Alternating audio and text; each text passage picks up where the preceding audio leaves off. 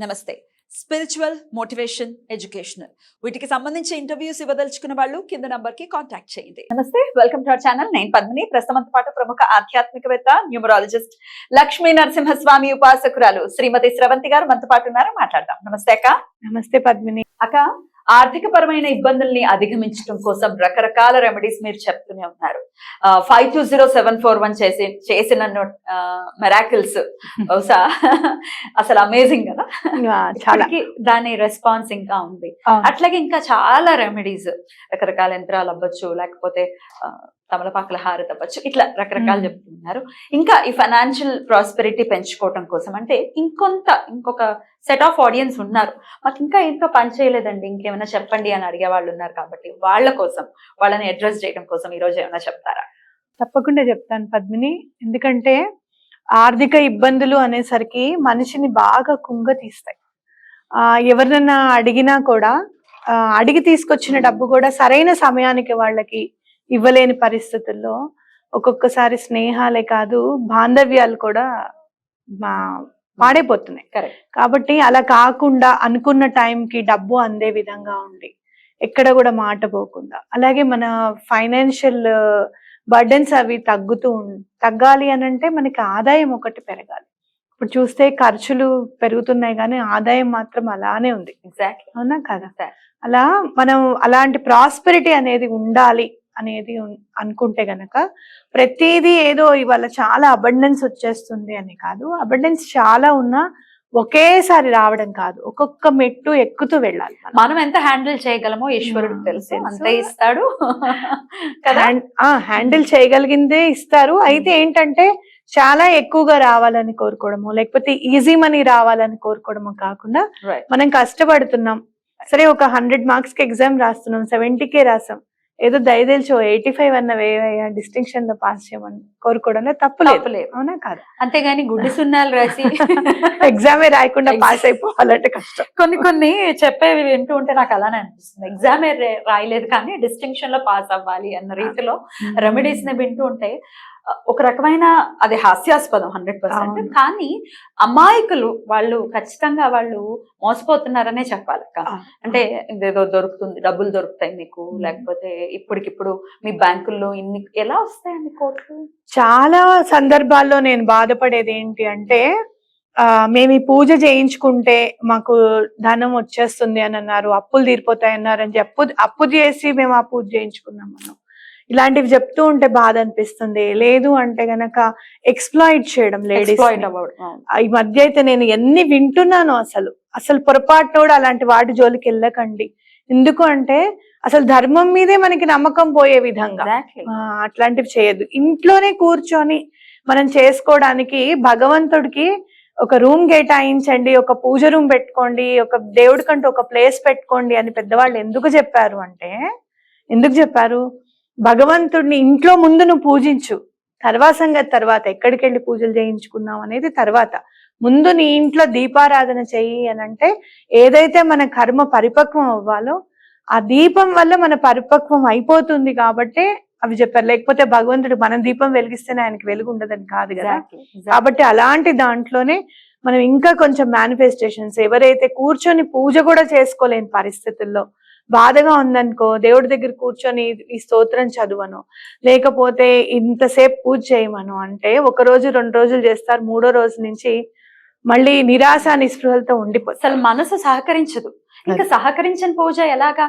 ముందు ఇక్కడ ఈ పుష్పాన్నే కదా పెట్టాలి.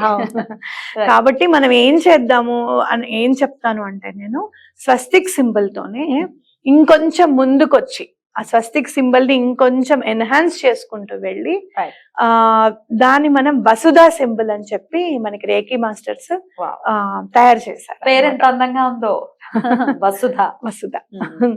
దేన్నైనా భరించేది, దేన్నైనా ఉద్భవింపజేసేదని కూడా చెప్పుకోవచ్చు. అంటే మనం ఎంత బరువు పెట్టినా కూడా భూమాత ఎలా అయితే మనని కాపాడుతుందో, అలాగే విత్తనాలు వేస్తే, ఏ చెట్టు విత్తనం వేస్తే అదే మొక్కని మనకి అందజేస్తున్నాం వారు. కాబట్టి మనం దీనికి సంబంధించి మనకి ఫైనాన్షియల్ అబండెన్స్ కావాలి, ఆర్థికంగా ఇంకొంచెం ముందుకు వెళ్ళాలి అనే విత్తనాలు జల్లితే ఈ సింబల్ మనకి యూజ్ అవుతుంది. Beautiful beautiful. అయితే ఆ సింబల్ ఫస్ట్ నేర్చుకుందాం, దాని తర్వాత అది ఎలా పెట్టాలి ఏంటి అనే వాటి గురించి కూడా మాట్లాడుకుందాం. అంత పాజిటివ్ నోట్ తో ఉంటుంది ఈ సింబల్ అంతా కూడా.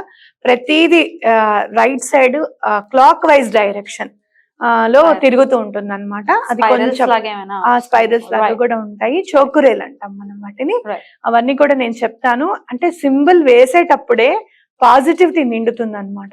అంటే ప్రతిదీ మనం right side clock wise direction తిరుగుతూనే వేసుకుంటూ వెళ్తాము.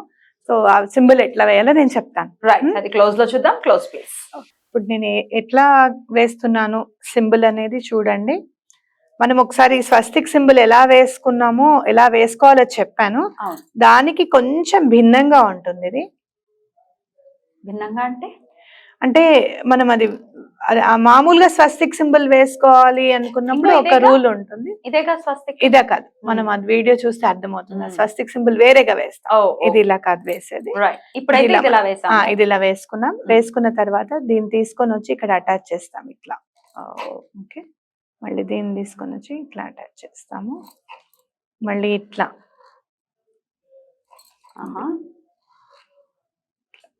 This is very beautiful. చూడటానికి అందంగా ఉంది.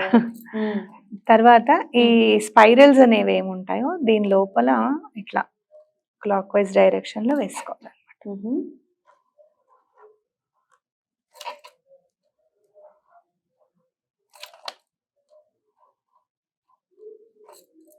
ఓకే, ఇట్లా ఇది వేసేసుకున్న తర్వాత దీన్ని ఎట్లా మేనిఫెస్ట్ చేసుకోవాలో నేను చెప్తాను. అంతేనా? అంతే. అయితే ఇది రెడ్ కలర్ పెన్ తోటే వేయాలా? రెడ్ కలర్ పెన్ తోనే. ఇంకే దాంతో ఇంకా వేరే ఏది వేయాలి? జనరల్ గా బ్లూ చెప్తారు. జనరల్ గా బ్లూ చెప్తాను, కానీ ఈ సింబల్ కి మాత్రం రిలేటెడ్ టు రెడ్ కలర్. ఎందుకో నేను చెప్తాను.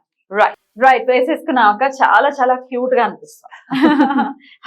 అండ్ ఇదే వసుధ సింబల్ అంటే. ఇదే వసుధ సింబల్ అంటే ఎందుకు మనం రెడ్ కలర్ లో వేసుకున్నాము అంటే మనకి ఆర్థికంగా మనకి బాగుండాలి అంటే, ఫైనాన్షియల్ గా మనకి ఏమైనా బ్లాకేజెస్ ఉన్నాయి అంటే, చాలా సార్లు చెప్పాను, మనకి మూలాధార చక్రం ఏదైతే రూట్ చక్ర అంటాం ఇంగ్లీష్ లో, రూట్ చక్ర గనక బ్లాకేజెస్ ఉంటే గనక మనకి ఫైనాన్షియల్ ఇబ్బందులు చాలా వస్తాయి అని ఖచ్చితంగా చెప్పుకోవచ్చు.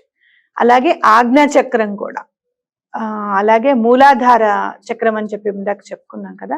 ఆ రూట్ చక్రాన్ని మనం ఎనర్జైజ్ చేసుకోవాలి అని అంటే ఒక్కటే చెప్తాను. ఒక్కొక్క చక్రానికి ఎట్లా ఎనర్జైజ్ చేసుకోవాలో నేను చెప్తా. కాకపోతే ఎంతమంది వింటారు, ఎంతమంది ఆసక్తిగా చూస్తారు అనేది నాకైతే తెలీదు. సరే, ఒక 100 మంది చూసినా ఆ 100 మంది యూజ్ చేసుకుంటారు అని చెప్పి మనం చెప్పొచ్చు. అది ఖచ్చితంగా నెక్స్ట్ ఎపిసోడ్స్ లో మనం చక్రాల గురించి తప్పకుండా మాట్లాడుకుందాం. రైట్. ఆన్ దట్ నోట్ ఇప్పుడే ఈ ఎపిసోడ్ లోనే కమెంట్ రూపంలో తెలియచేయండి మీకు ఇంట్రెస్ట్ ఉందా లేదా, చక్రాన్ని ఎట్లా, మన షట్ చక్రాలని కూడా ఎట్లా యాక్టివేట్ చేసుకోవచ్చు. యాక్టివేట్ చేసుకుంటే అసలు చాలా వివరంగా మీరు అయితే ఖచ్చితంగా చెప్తాను. బ్లాకేజెస్ రిమూవ్ చేసుకుంటే ఒక్కొక్క దాని నుంచి బ్లాకేజ్ వెళ్ళిపోతుంటే అసలు ఎంత రిలీఫ్ వస్తుందో. రైట్. సో మీకు ఆసక్తి ఉంది, మేము తెలుసుకోవాలి అనుకునే వాళ్ళ సంఖ్య అసలు ఎలా ఉందో మనం ఒకసారి చూద్దాము. దాన్ని బట్టి మనం దానికి సంబంధించిన వీడియోస్ కూడా చేద్దాం. కమెంట్స్ రూపంలో తెలియచేయండి. రైట్ అక్క. అంటే ఇప్పుడు మనం ఏం చెయ్యాలి అని అంటే, ఈ సింబల్ వేసుకున్న తర్వాత మీరు ఒక 2x2 కట్ చేసుకోండి చక్కగా సెంటీమీటర్స్ లో. అంటే 2 సెంటీమీటర్స్ స్కేల్ తీసుకొని చక్కగా పేపర్ ని కట్ చేసుకొని దాంట్లోనే సింబల్ వేసుకోండి. చిన్నగా వేసుకొని దాన్ని లామినేట్ చేయండి. ఫస్ట్ నాకు తెలిసి ఒక రెండు సింబల్స్ వేసుకొని 2 లామినేట్ చేసుకోండి. ఒకటేమో మనం బీరువాలో పెట్టేసేద్దాం, ఒకటి రోజు మేనిఫెస్ట్ చేసుకోవడానికి వీలుగా పెట్టుకుందాం. 2 రకాలుగా మనం మేనిఫెస్ట్ చేసుకోవచ్చు. ఒకటి దాన్ని చూస్తూ 21 days ఏవైతే నాకు బ్లాకేజెస్ ఉన్నాయో అవన్నీ రిమూవ్ అయిపోయాయి, నేను చాలా బ్లాకేజెస్ వెళ్ళిపోయిన తర్వాత నాకు తెలుస్తోంది, ఏ బ్లాకేజెస్ వెళ్ళిపోయిన తర్వాత నా బాడీలో నాకు ఎక్కడెక్కడ బరువు తగ్గినట్టుగా అనిపిస్తోంది. అంతే కదా, బాధ అంతా పోయిందంటే బరువు అంతే కదా అనిపిస్తోంది. డబ్బు నా దగ్గరికి వస్తోంది, నిలకడగా ఉంటుంది, ప్రాస్పెరిటీ పెరిగింది, అబండెన్స్ పెరిగింది అని చెప్పి అనుకోండి తప్పకుండా. ఇంకోటి ఏంటంటే, ఈ చక్రం వెనకాల ఏదన్నా గనక రాయాలి అనుకుంటే గనక లామినేట్ చేసుకునే ముందే వెనక మీకేం ప్రాబ్లం ఉంది, ఫైనాన్షియల్ ప్రాబ్లం, అప్పు తీరాలి, ఫైనాన్షియల్ ప్రాబ్లం ఉంది, తీరిపోవాలి అని చెప్పి రాసుకోండి చక్కగా. ఓకే, లామినేట్ చేసుకునే ముందే. ఈ 21 days ఆ ప్రాబ్లం సాల్వ్ అయిపోవాలి, సాల్వ్ అయ్యింది అనుకుంటూ భగవంతుడి దయ వల్ల అట్లా మేనిఫెస్ట్ చేసుకోండి. తప్పకుండా ఆ ప్రాబ్లం కి ఒక దారి అనేది తప్పకుండా దొరుకుతుంది. ఏదో మనకు 10 లక్షల అప్పు ఉంది 21 రోజుల్లో తీరిపోతుందా అని అంటే నీకు తెలుసు మనం 1 day లో 20 lakhs ఎట్లా మేనిఫెస్ట్ చేసాము. అవునా కాదా? సో అట్లా ఒక్కొక్కసారి మనం చెప్పలేం. అది అనుకోని అవాంతరమే నా జీవితంలో, కానీ అది ఎట్లా తొలగిపోయింది అనేది కూడా మనమే చూసాం కదా. కాబట్టి అనుకోని అవాంతరం వస్తుంది, అనుకోకుండానే ఆ అవాంతరం కూడా భగవంతుడి దయ వల్ల తొలగిపోతుంది. కేవలం మనం 2 చేతులు అయితే దండం పెట్టడం మాత్రమే మనం చేయాల్సిన పని. అది ఎంత నమ్మకంగా చేస్తున్నాము అనే దాని మీద మనం దృష్టి పెట్టాలి. అది అయిపోయిన తర్వాత మీరు ఏం చేస్తారు అంటే, వాటర్ ఎప్పుడు కూడా మంచి ఎలిమెంట్ అని చెప్తాను నేను. వాటర్ తో ఎలాంటి పనులైనా చేసుకోవచ్చు అని చెప్తాను. సెకండ్ లామినేట్ చేసుకున్నాం చూసావా, దాని మీద వాటర్ పెట్టేసి అలా పెట్టేసేయండి. ఒక 2-3 గంటలు అయిన తర్వాత వాటర్ తాగండి. అది ఇంట్లో వాళ్ళందరూ తాగొచ్చా అంటే ఇంట్లో వాళ్ళందరూ కూడా తాగొచ్చు, తప్పేమి లేదు. లేదండి మా ఇంట్లో ఎవ్వరూ నమ్మరు, నేను ఒకదాన్నే ఫాలో అవుతున్నాను, నేను ఒక్కడనే ఫాలో అవుతున్నాను, మా ఇంట్లో వాళ్ళు ఒప్పుకోరంటే మీరు ఒక్కళ్ళే చేసుకోండి, తప్పేమీ లేదు. తప్పకుండా ఈ వసుధ సింబల్ కేవలం మనీ, ఫైనాన్షియల్ అబండెన్స్, ప్రాస్పరిటీ కోసమే తయారు చేసింది. స్వస్తిక్ ని ఆధారం చేసుకోండి. అద్భుతం అక్క. ఏ రోజు వేయమంటారు అక్క దీన్ని? బుధవారం, శుక్రవారం వేసుకోవచ్చు, తప్పేం లేదు. గురువారం కూడా వేసుకోవచ్చు. 21 days మేనిఫెస్టేషన్ అయిపోయిన తర్వాత ఆ లామినేట్ చేసిన పేపర్ ని ఏం చేయమంటారు? పర్స్ లో పెట్టుకోండి. అందుకే ధూపం వేసుకోవచ్చు. ధూపం నేను కొంచెం thank you so very much అక్క. నమస్తే. నమస్తే.